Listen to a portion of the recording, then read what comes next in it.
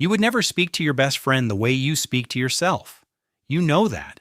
And yet, the words keep coming. Stupid, too much, not enough. Why do I always do this? Everyone else would have handled that better. And the strangest part, the part most people miss, is that the people who are cruelest to themselves are often the gentlest people in every room they walk into.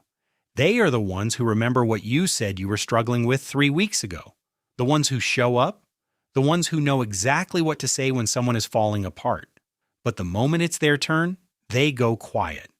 They tell themselves they're overreacting. They apologize for having feelings before anyone has asked them to. This video is about why that happens. Not because you're broken, because kindness, for a lot of people, was never just a personality trait. It was a survival strategy they learned before they were old enough to know the difference. When a child discovers that their needs create tension, or that their emotions make the adults around them uncomfortable, they do the only logical thing available. They stop bringing those needs into the room. They learn to manage the emotional weather instead of being affected by it. They become the peacekeeper, the helper, the one who notices everyone else's discomfort before their own. And because it gets rewarded, you're so mature, so thoughtful, so easy to be around, they do it more. By adulthood, caring for others feels completely natural. Caring for themselves feels almost selfish.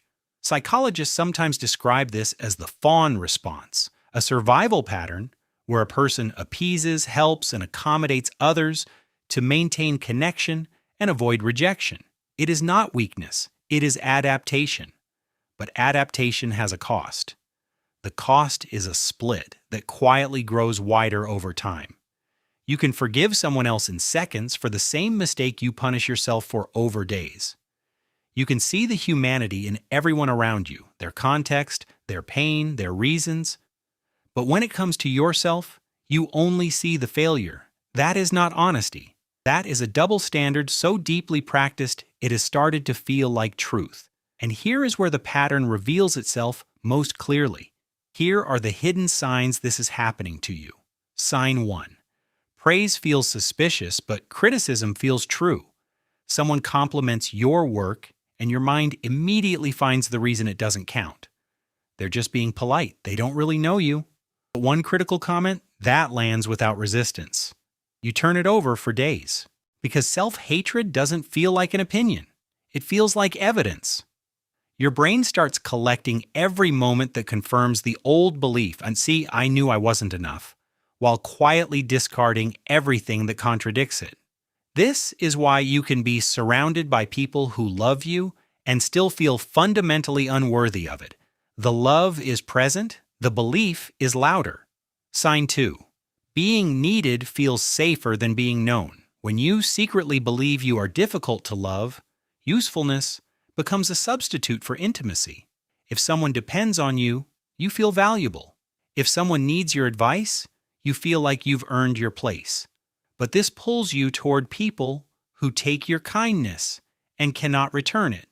People who are comfortable with your self-abandonment, who liked you most when you had no limits, and over time you give and privately resent not them but yourself for not being able to stop. That resentment is information. It is your nervous system telling you that the arrangement is no longer sustainable. Sign 3. You give the care you never received. Because you once felt invisible, you became hyper-aware of other people's pain. You give them the attention you wish someone had given you. On the outside, that looks generous. On the inside, it often comes from a quiet belief you may not have said out loud. My pain doesn't deserve the same care I give everyone else's. And that belief is the root of everything.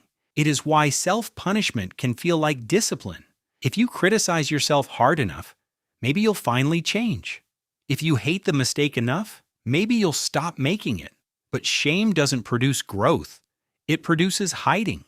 A person who fears being seen as bad doesn't become better. They become smaller.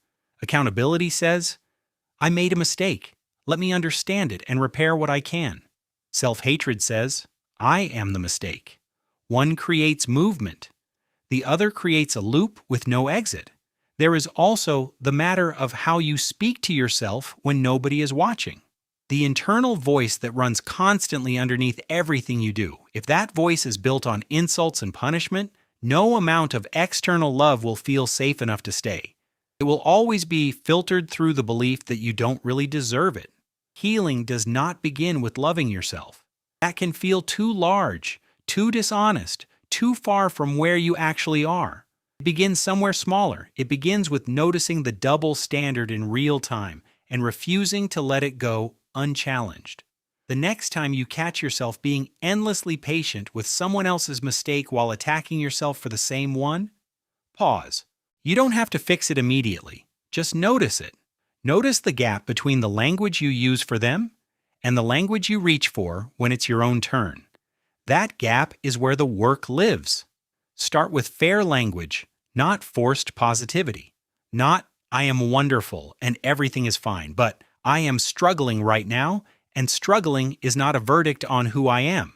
Not, no one could love me, but I am afraid I am hard to love, and fear is not the same as fact.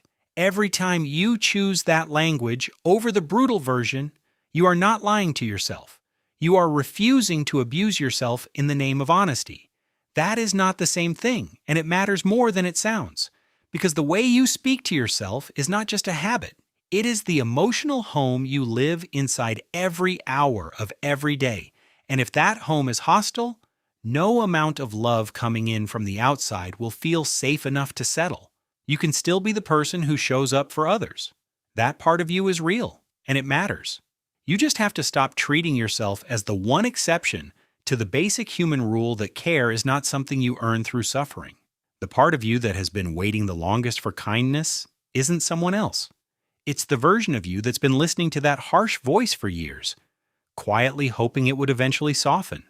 You don't have to keep making it wait. If this felt personal, comment the line that hit closest, and send this to someone who gives everyone else the kindness they never give themselves.